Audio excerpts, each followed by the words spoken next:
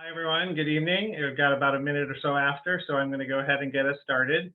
I'm Scott Allen, the CEO for the Family Medicine Education Consortium. Very happy to welcome you to our third learning session for the Bring Your Brave Learning Collaborative. And excited tonight because I think this is really a core piece of what we wanted to do with you all and talk about, which is strategies to integrate the Bring Your Brave materials, narrative medicine, more discussions about cancer risk into residency training.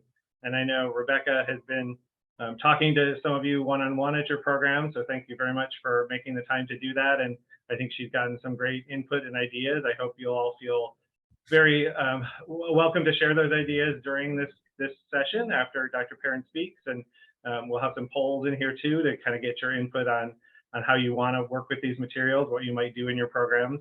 I know everyone's very busy. It's hard to figure it out, but we think you all have some great ideas. So just a couple quick housekeeping announcements while we get started. Please use the chat, ask questions, share information. That's a great way to communicate to us and the speakers. You can be on mute now, but we will have some discussion, so feel free to unmute and show your face if you're in a position to do that. We'd love to see your smiling face.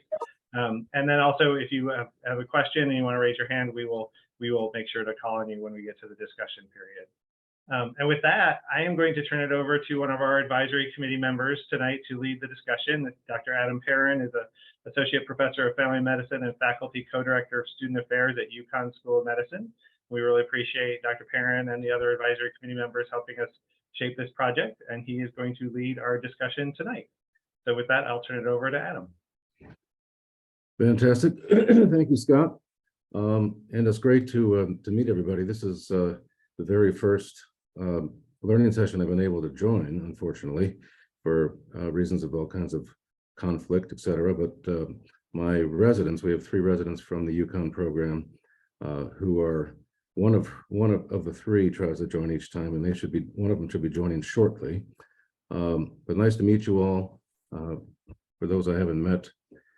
So what I'd like to do this evening is take more of a deeper dive into bringing in essential principles of narrative medicine into our project. That's essentially what drew me to this collaboration, this learning collaborative was, of course, the core content of hereditary breast cancer, particularly in young women.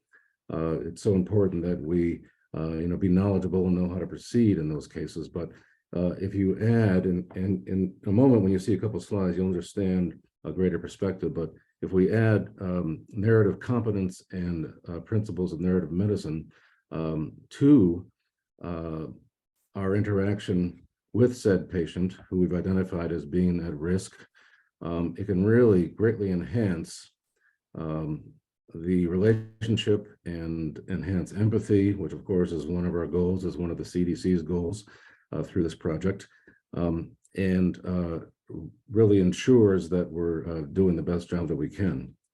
I wanted to remind folks, as I prepare for this, I go back to review the documents that have been provided to us thus far to remind myself, what our essential aims are, with this collaborative.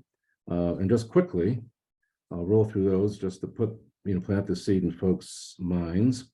And its aims are to educate participating in family medicine residency programs on the CDC's Bring Your Brave campaign. And second is to evaluate the advantage of these resources in narrative medicine in the discussion of hereditary breast and ovarian cancer and training and in practice.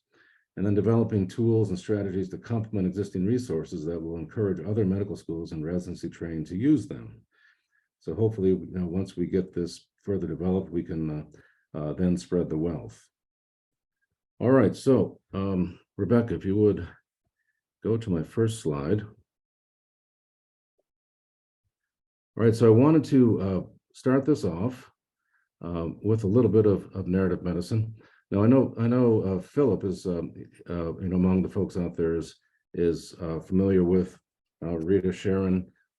Anybody else familiar with Dr. Sharon, as one of the essential founders of narrative medicine practice? She wrote the textbook on principles and practice. She also wrote this book, which from which this excerpt is taken. She's the one who developed the Columbia Medicine course, which is what I'm deeply enrolled in right now. I'm halfway there to getting what's called a Certificate of Professional Achievement in Narrative Medicine. And for those who are brave and have deeper pockets, you can go on to get a master's, but that's considerably more work. But it's been a real joy, connecting with colleagues, virtually asynchronous, after work hours, and studying narrative medicine and its application. So I'm going to throw a little bit of that at you, and let's start with this excerpt right here, which comes from Dr. Sharon's Narrative Medicine Honoring the Stories of Illness. So coming from the cancer journals of poet Audre Lorde, and she was, a radical feminist, African-American lesbian woman who was also a huge activist. She unfortunately developed breast cancer at a young age, and she died at age 58, which is tragic. But coming from her cancer journals, which she kept over the course of her diagnosis and treatment, she said, "Each woman responds to the crisis that breast cancer brings to her life out of a whole pattern, which is the design of who she is and how her life has been lived." And Dr. Sharon continues along those lines by saying, "Although an illness might trigger dissociation from life, it can also distill the life, concentrate all its deepest meanings, heighten its organizing principles, expose its underlying unity. This is not to say that illness is a gift, even though several authors of illness narratives indeed describe gifts, such as the heightened sense of hearing that the blind may experience and the realization of the worth of the mind in the paralyzed person, but rather that as it takes away, illness also gives searing clarity about the life being lived around it." And, I take this, I apply this as a way to get everybody there to, broaden your perspective and open your mind to imagining all that the patient may be thinking and experiencing once they are hammered with this diagnosis, should they be diagnosed. Starting with, BRCA positivity and going from there. But this is an example of the kind of thing we may apply to cases in our narrative medicine workshops, which I've started to do at our residency program for our PGY2s. They have what's called a longitudinal community medicine rotation, and every Thursday afternoon they have what's called psychosocial, which is overseen by our head of behavioral health, who's a psychologist. And we've recently instituted narrative medicine as part of the psychosocial training. It made sense, where we meet for 90 minutes, like every month, to learn how to become narratively competent and apply said principles of digging deep into a patient narrative. And the way to sensitize you folks to that kind of thing is to be exposed to art and literature and decipher it and respond to discussion questions and prompts about writings. And it really is a wonderful way not only to connect better to the patient, of course, but to get to know your colleague better, because those who want to can reveal what they wrote to a prompt. You're not required, but we encourage it. And you'll learn something quite new about your classmate who you've known for a year or two. Learn something new about them, which could be surprising and which could help create a deeper connection. All right, let's go to the next. All right, so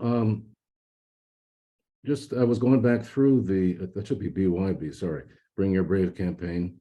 I don't know why I thought Bright Red Blood, but it was on my mind. I think I just responded to a patient phone call about Bright Red Blood per rectum. Anyway, it should be BYB, my apologies. And just a reminder as to, one of the primary focuses of this campaign, that being finding women, young women, who are at risk. And just as a reminder, it's more likely in young women, we're talking under 45, to be hereditary, and more likely to be found at a later stage, often more aggressive, more difficult to treat. And this is important, so often coupled with a lot of unique issues, including concerns about body image, fertility, and the feelings of isolation. And I expanded that list even more. So, the body image issue, particularly for those who have gone through, and a lot of you may have had patients, but I have a good friend who is of Ashkenazi Jewish descent, of heritage, and that's one of the key risk factors, of course, is being of Ashkenazi Jewish heritage, of which I am as well. And so that makes me think, I'm 50% Ashkenazi Jewish. I have a daughter. She has 25% Ashkenazi Jewish genetic makeup herself, which raises her risk a little bit. So I need to counsel her accordingly. But things, the body image thing, most of us have dealt with women who have had disfiguring surgeries. And my good friend, who's just about to have her second reconstruction, is very, very fearful. She's had a scare here and there, but fortunately, she is now cancer-free. But she's, worried about her subsequent appearance, her sexuality, her attractiveness to her husband.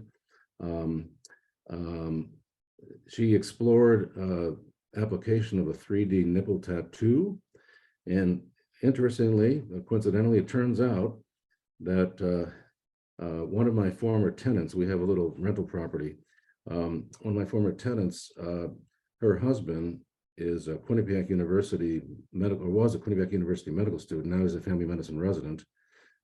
She is an aesthetic tattoo artist who does 3D tattoos, and she's so passionate about helping women status post mastectomy and reconstructive surgery that she offers them for free.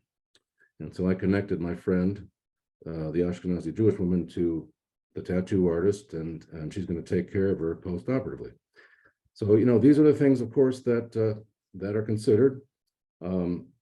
Mortality, of course, when you get a cancer diagnosis, issues of mortality come up and all that comes with that. So there's so much to address, and it's becomes, more manageable if, and this is one of the key principles of narrative medicine, listen closely, pay significant attention, and, create that bond as best you can. And so, as I say there on the slide, in light of the many sensitive issues raised, it is also a good chance that provider empathy will be greatly enhanced, especially if you apply narrative medicine practices. All right, to the next. And so just, I've already sort of mentioned these things already about the risk factors for women under 45. But for example, questions are raised if over the course of doing a risk assessment with your young woman patient, and you find out that they have significant Ashkenazi Jewish heritage, then how does that change, your approach? And another question is, this is something I'm just thinking out of the box here, if a patient comes in thinking they may have some Jewish heritage, we're not sure, is that somebody that you definitely want to get tested, or perhaps you recommend that they do 23andMe just to get the ball rolling, and then proceed from there. So there's much to consider.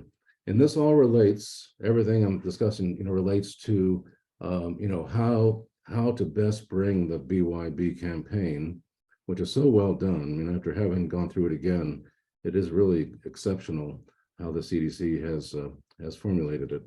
How best to apply the campaign along the lines of all the spokes that can come out of a discussion and all that may result, such as the body image questions and fertility questions and sexuality questions.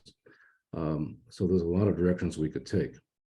And I wanted to use that as a jumping off point to hear from you all, given all that I've thrown out there so far, as to what you think about this and how you can see applying the BYB and narrative medicine practices for the purposes of going deep with this project.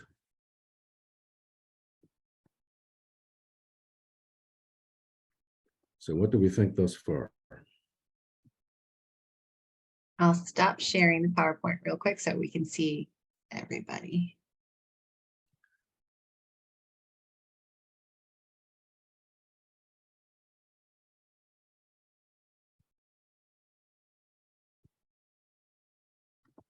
And I'm happy to entertain any questions about the narrative medicine piece, because I am very interested to hear, which of you, if I'm familiar with, for example, with what Philip does, but which of you have instituted narrative medicine practices that are pursuing that, or perhaps are creating curriculum to help complement your residency education. It is becoming something that it just has so many benefits in creating, not only enhancing the relationship with your patient, but with colleagues, with the community. You get a deeper appreciation, just aside from medicine, you get a deeper appreciation of arts and literature through the principles that are taught. It really is a significant life enhancer. And one of the nice sequelae, I should say, is that it really does allow you to bring or to experience more joy and purpose in what you do through the enhancement of the various relationships through narrative medicine practices, and hence reducing your risk of burning out.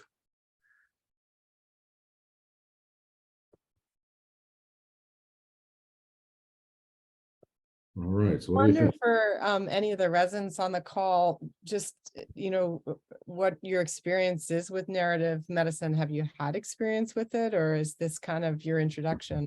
We actually have not had it incorporated into the program, but it definitely does sound like, even from the last session when some of the residents did say that that's something that's kind of built into their curriculum, it does sound like that would be something that's so helpful to hear patients' perspectives on a lot of issues. And that way it brings up a lot of questions and discussions that we would probably need to have with patients, especially. And I think that would be a really good addition to our program. So we don't necessarily have it at the moment, but I think that would be something we would benefit from. Yeah, hi.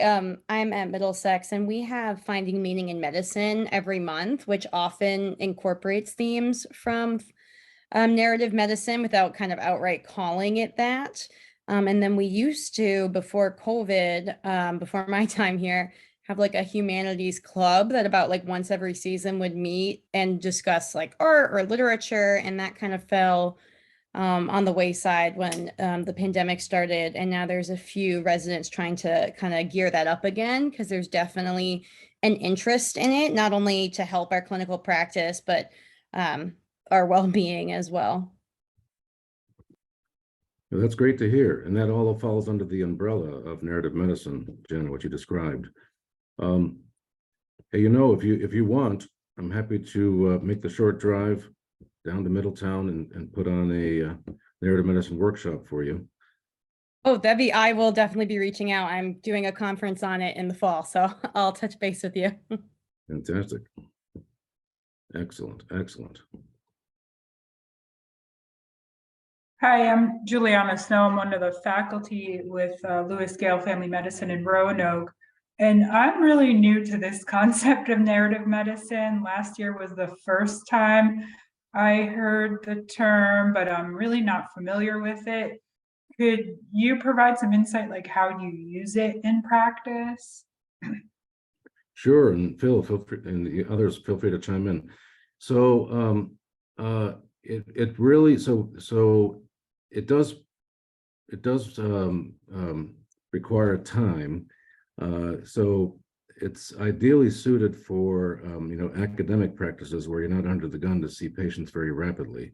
So so ideally, once you are trained in how to be narratively competent, and it mainly is having heightened sentences and learning how to listen closely and read closely into a patient's history. It enables you to be more sensitive to issues that otherwise might not arise in the course of a standard encounter. For example, when Dr. Sharon, when she has a new patient for the first time, she doesn't go through what we're taught, the standard HBI, this chief complaint, HBI, et cetera, et cetera.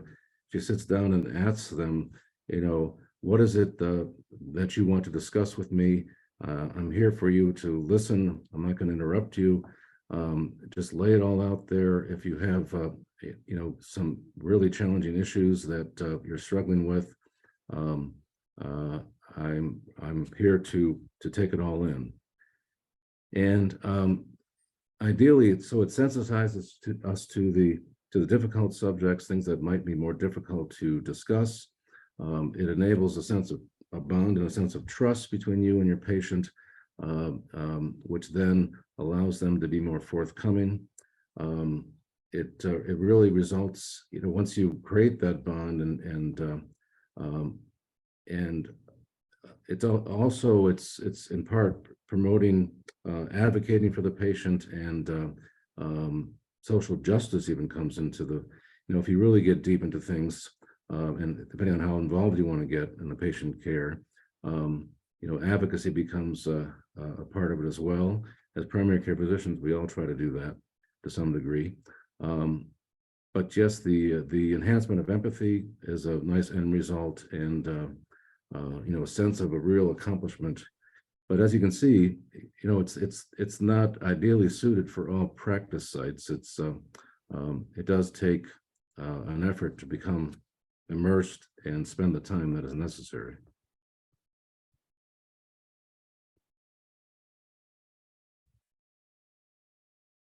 Thank you.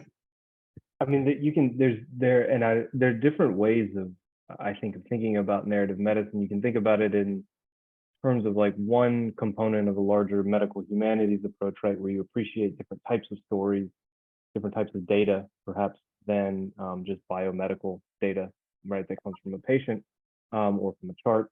So I can give just a very few examples of how this can work and how I incorporate it into some education that I do. I do ethics education for third-year clerkship students in family medicine when they hit our rotation. And the way that I generally try to get them to think about ethics is actually to think about why they wanted to join medicine in the first place. And generally, those are not reasons that have to do with biomedical data, right? It has to do with some experience that they had, some relationship, family member, something that they want to do in the world or see in the world or something like that. And so by opening up their sense of their self of what's valid, right? What counts as why they want to be in medicine, then you can help them, or I try to help them link that to different values that are important when practicing patient-centered medicine, when doing informed consent. That leads to the second one. I also train first-year medical students how to do informed consent. And so when we talk about genetic testing, as this is pertinent to this topic in this council, a big part of that involves the family members. And so it has to do with hereditary risk factors or other social environmental risk factors, then generally you can bullet point that thing and ask them this and this and this. But in general, if you get them to tell their story, you can get a little bit deeper around the things that are important to them. If they want to talk to their family members, right? Family medicine is all about those relationships. What are they going to do with this testing if they get those results?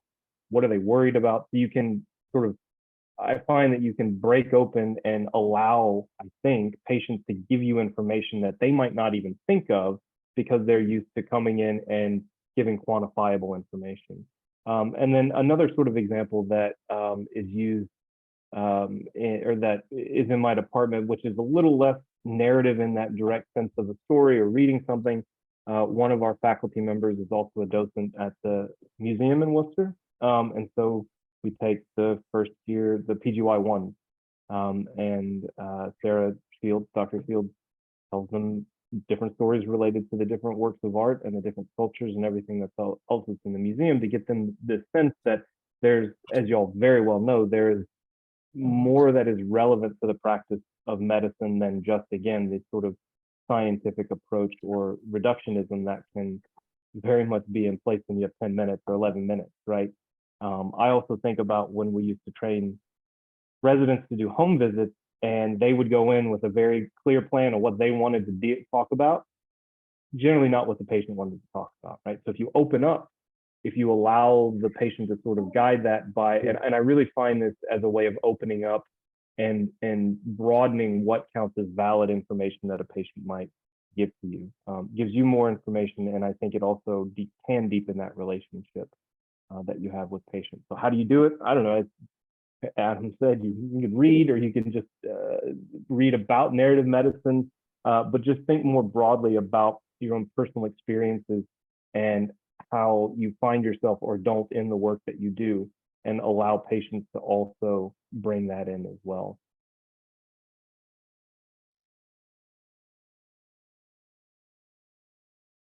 Philip, did I hear you right say you take your PGY1s to the museum? Yeah, the WAM, the Worcester Art Museum. Yeah, Oh, yeah, that's it's a fantastic museum, actually. I don't know, it's worth coming to Worcester for, if nothing else. But yeah, we take the PGY1. And that's not uncommon. There's some of the faculty at the Columbia Narrative Medicine program at their respective institutions do an art and medicine elective. It's all part, again, of heightening one's senses and becoming narratively competent, and learning how to appreciate subtleties, whether it be art or literature. And then you can transfer that to appreciating subtleties of a patient narrative or patient characterization that you could use to heighten your connection.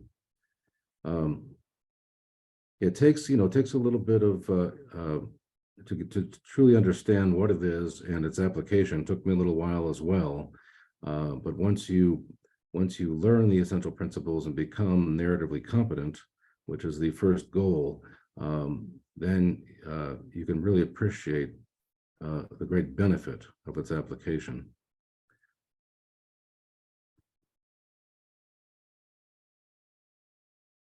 So ideally, as is the one of the key aspects of this project is ideally learning about how to use narrative medicine. So that begs the question about the status of said programs in each of your respective residency programs, and that's one of our polling questions. Is that do you have any narrative medicine training? Are there any faculty in your program who has an interest and who may be pursuing training, just as I'm doing for UConn? It's a work in progress. And if not faculty, are there perhaps some interests? This is what Jenna was alluding to, interest among the residents themselves to create some curriculum related to narrative medicine. It all falls under the umbrella of medical humanities, which a lot of us had in our medical school training, some more than others. That could always be enhanced. We're trying to do that at UConn, is to enhance that further.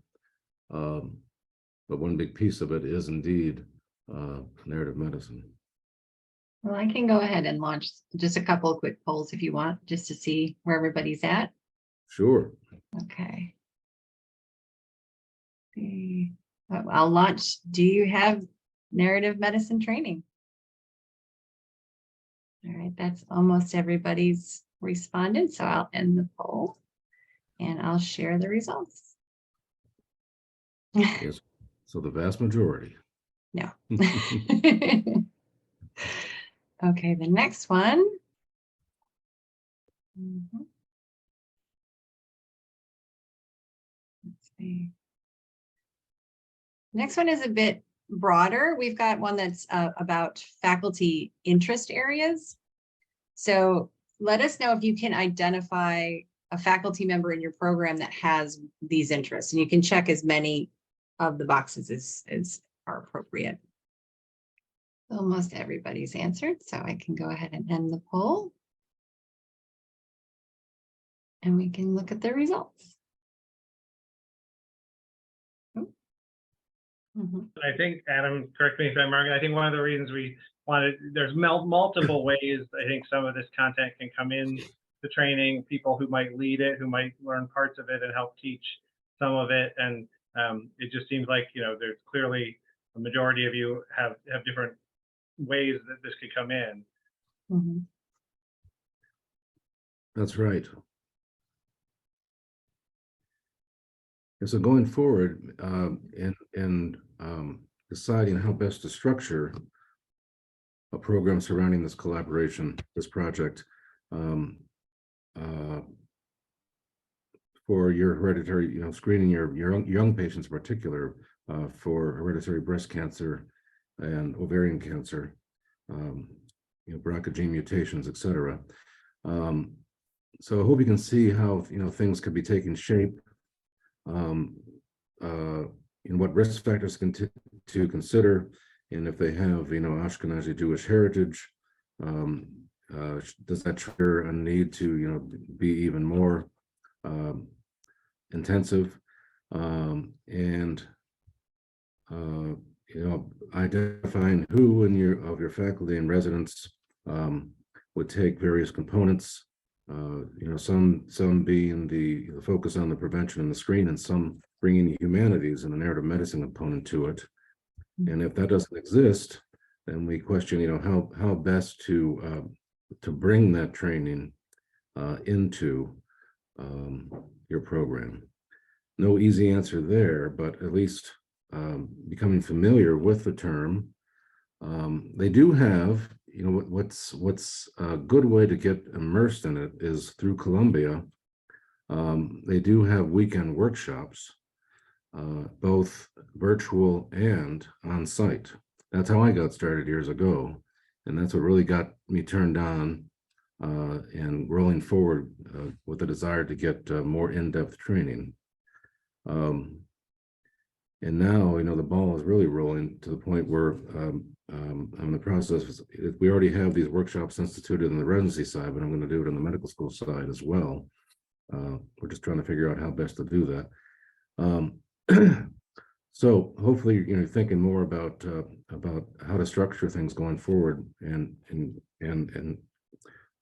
using faculty and resident skill sets accordingly. And we have a poll that looks at, so we identified a few different topics where we believe the Bring the Brave material would be able to be used or talked about in programming. And I know I've talked to a few of you about it on our interview calls. So one of the questions that we just want to gauge with you right now is what topics would you be interested in exploring using the Bring the Brave materials in programming? So I will launch that. And if there's something that's missing, let us know what you're thinking, the different categories that are up here.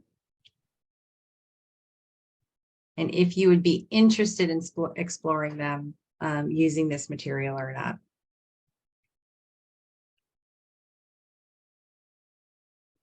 And you can see there is a tie-in. So, through narrative medicine practice, results, ideally, some of the consequences, the good consequences, are empathy, advocacy, and finding greater joy and purpose. I really liked that one when I saw it. Yes. But, it really goes a long way to enhancing your wellness. And that's also a big focus of faculty for our sake of our residents and students, our learners. I think a good way, just to going back to the idea of like how to get started, or what does this mean, or how's it constituted? I read physicians that write well. I would say, I'm sure that most of y'all have heard of When Breath Becomes Air by Paul Calanese. It's a heartbreaking but beautifully written book. We all know Atul Gawande, I'm sure. Being Mortal is fantastic. I'm currently reading a book called, y'all probably know about this one too, called The Emperor of All Maladies, a biography of cancer, which is extremely relevant to what we're talking about in the Bring Your Brave campaign. And I think the power of those narratives, because they do describe patients, but also the stories of medicine within them, show, I think, the different kind of way of thinking about medicine. So that could be a way in. And again, I just like reading because I think it's really fascinating, and just really beautiful writing. But that's a good way, I think, to get started, is to read good physicians who write about medicine, because that's really what it is them narrating their work and their lives in medicine. Absolutely, those are great recommendations. Well, I'll share the results. So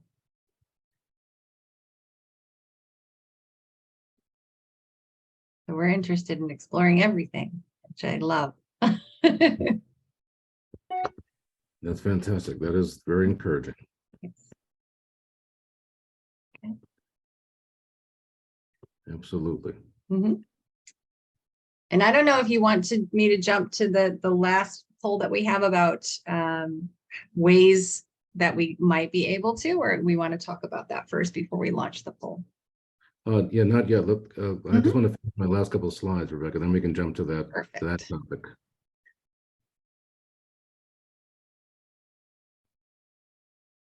All right. Okay. Are you able to? Yep. Sure. Thank you. There you go. There you go.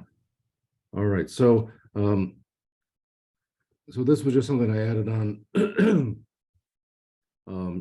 All things considered with the previous slides, the extent of how the discussion could be quite expansive when counseling women under 45 who are at high risk or may have been diagnosed. All the spokes that could be followed, and making more meaning from all that with the application of narrative medicine. And all this to say that we need to be well prepared to navigate these challenges. And the BRB campaign really does make our job easier with all those wonderful resources it provides.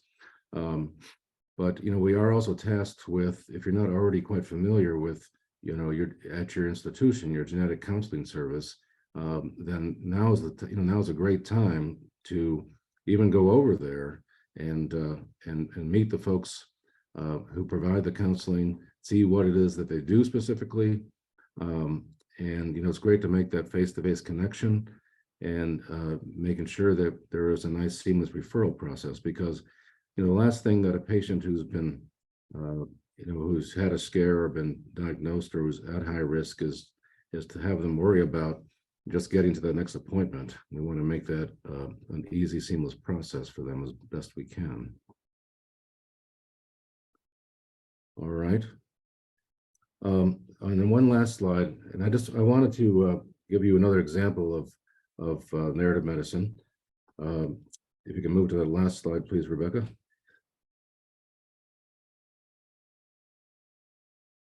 There it is. Okay. So I don't know if any of you are familiar with the work of Jane Kenyon. She's a brilliant poet who's now deceased.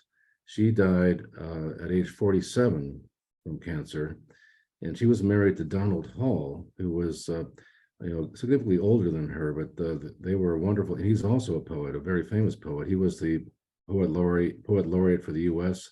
She was a poet laureate for the state from which he's from, I forget which. But his poetry, he has a lot of poetry that he wrote surrounding his wife's illness and how he coped with it. And there's a very famous poem called by Donald Hall called "The Ship Pounding," which we use in narrative medicine workshops as a way to talk about what it's like to be in the hospital on the receiving end of care, and what your family observes in the process as well. But this is just, she writes very simply but beautifully. And this is an example of something we would use in a narrative medicine workshop surrounding, a cancer diagnosis. And, after reading such things, we ask questions like, what do you see? What do you hear? How does it make you feel? How does this, if you had a similar patient who had a similar, presentation of cancer at a young age, perhaps having gone through a workshop, would make you more sensitive to what their true needs are and where their head might be at. But I'll just quickly read this. And again, I just use it as an example of something we commonly apply in narrative medicine workshops. The sick wife stayed in the car while he brought a few groceries, not yet 50. She had learned what it's like not to be able to button a button. It was the middle of the day, and so only mothers with small children and retired couples stepped through the muddy parking lot. Dry cleaning swung and gleamed on hangers in the cars of the prosperous. How easily they moved with such freedom, even the old and relatively infirm. The windows began to steam up. The cars on either side of her pulled away so briskly that it made her sick at heart. So with just those few words, you can see all the emotions that are rendered and what she's perceiving and what she knows that she's losing as she approaches the end of life. So you can imagine the kind of discussions this can generate, and it's often very powerful. Okay, just wanted to give you that taste. If anybody has any comments or wants to discuss further, by all means, feel free to speak up. Oh, you're gonna make me cry, Adam.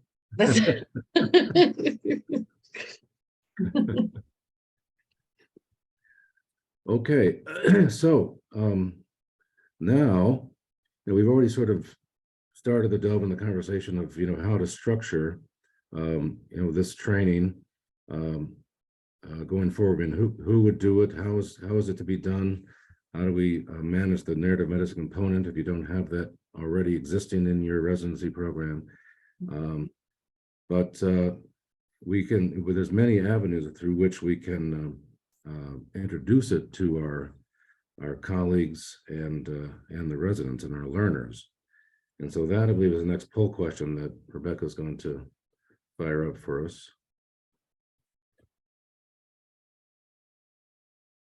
So it says 3 options, but you can pick as many as you want.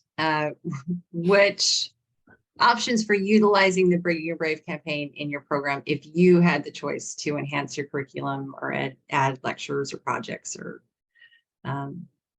this is a what would you do if you could question. And try to think along the lines of what you think would be most effective, what would be most efficacious and effective in really getting the word out and understood.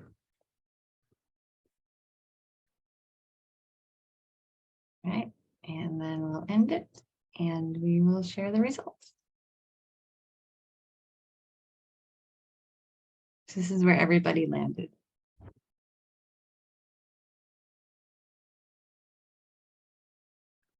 All right, so the majority faculty meetings or resident meeting presentations.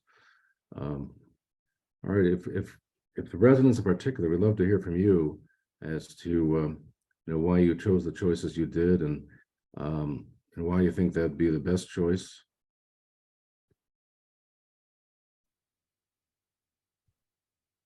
And I know a few of you are already planning things, so I'm gonna pick on you and get you to jump Yes. in. If that's the case, we'd love to hear what your plans are. Absolutely. Please, please.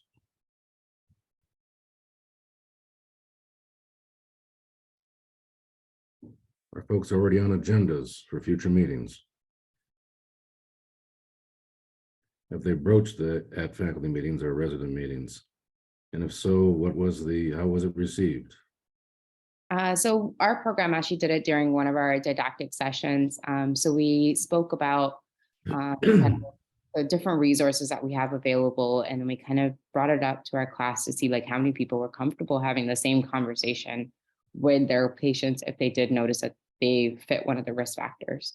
And a lot of our residents felt the same way as I did, which is not very comfortable having that conversation.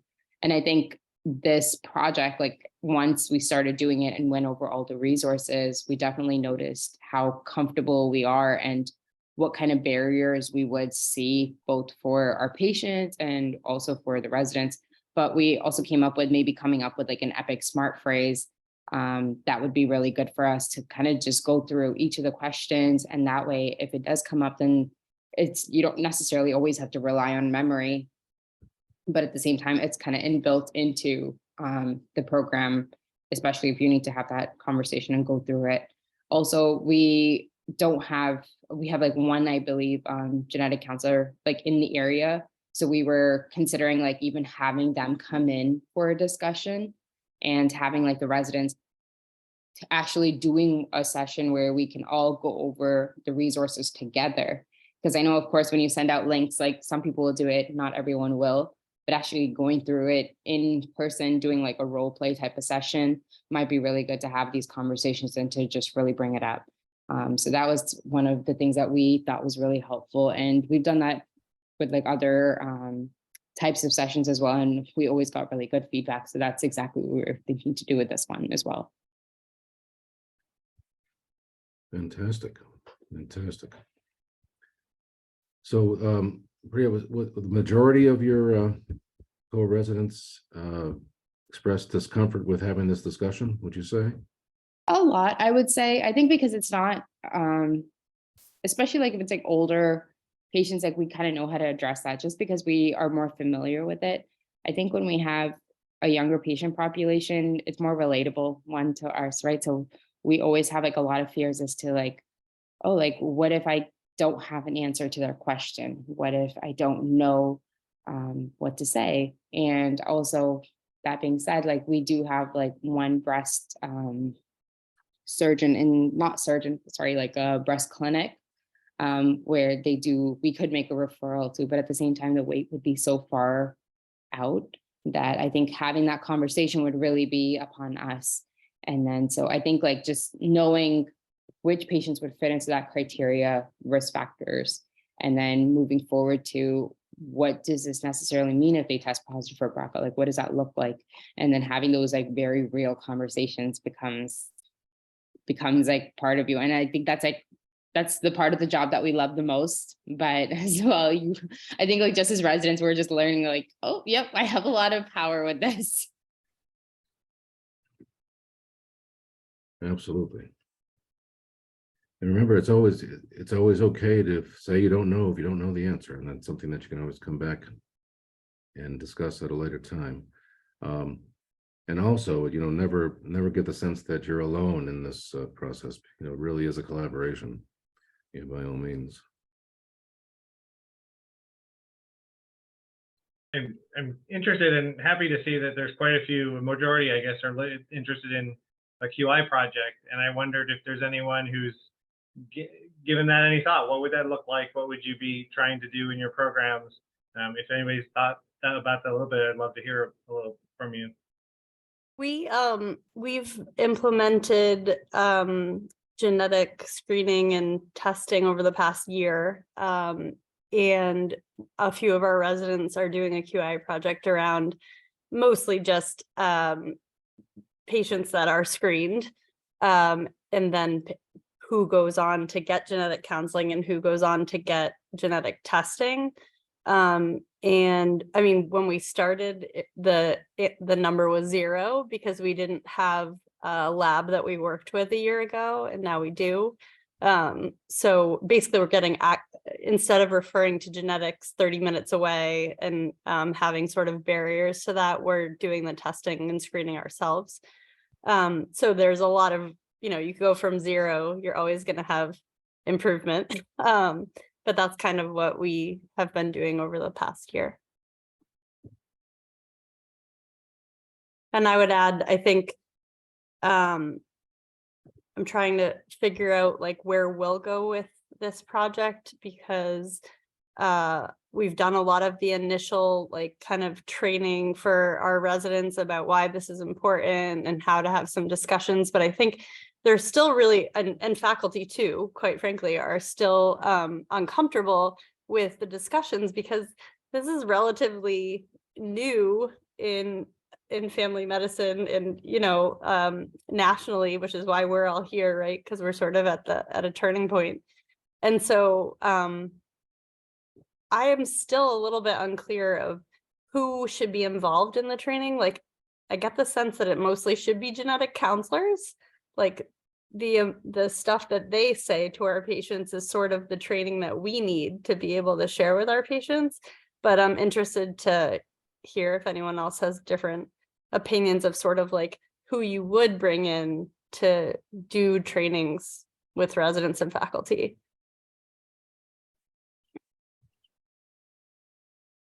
You know, and there was mention, I think, at the last session about bringing in a genetic counselor to one of these sessions. I think that would be very valuable if we can get their perspective and how they patient yeah. patient advocate would be a powerful way to learn and to be able to ask questions of someone who had been through the process. I happen to be friends with a genetic counselor. And one of the things that we discussed, actually talked to him yesterday, was about, I was really interested in what the care plan looked like when it came back to y'all, when it came back to the family physicians from the genetic counselors, because he said they're usually like very long, very detailed. And I know how much time you have in clinic. And so I'd be interested at least to know, like, if that's a component that you thought of, as well as what does it look like once the patient comes back, and how actionable and what do their notes look like, and are they overwhelmed, you know, that kind of thing. Might be something to think about and as part of it. Yeah, I mean, quite honestly, we haven't had that many patients that have gone on to do the genetic counseling, but the notes are really long, like you said. And then there's this whole other, we haven't really talked about this here, but you can have like a high risk negative result, which is basically if you're ordering a multi-gene panel. So you're not just testing for BRCA, you're testing for like SNPs that are associated with cancer risk. And so if you're high risk negative, that's even more confusing. It's helpful because it helps insurance cover, you know, earlier screening and even sometimes like prophylactic mastectomy and things, but it's even more complicated for a resident or a family physician to understand, like, how do I counsel this patient in this situation? And then if they don't follow up with the genetic counselor for some reason, and are asking you questions, you know, you can always say like, oh, well, I really need you to talk to the genetic counselor. But I feel like we have a hard time like not having the answer. So. Yeah, our department is one of the really privileged ones to have a primary care genomics team. And so we have somebody who does an MD PhD that does genetics as well as genetic counseling. And they do run, a learning session with some residents called Test to Learn, where the residents do 23andMe, and then they're taught about those tests about themselves so that when they go and they can have that counseling with patients as well. And it's just a cool way to learn, because you're learning about yourself and how you got those results. And then you gain those skills that you heard from the genetic counselor to talk to your patients about.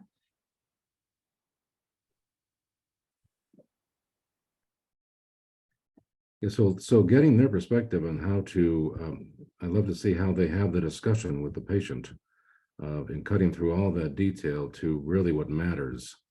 You know, the patient just wants to know, do I have it or don't I?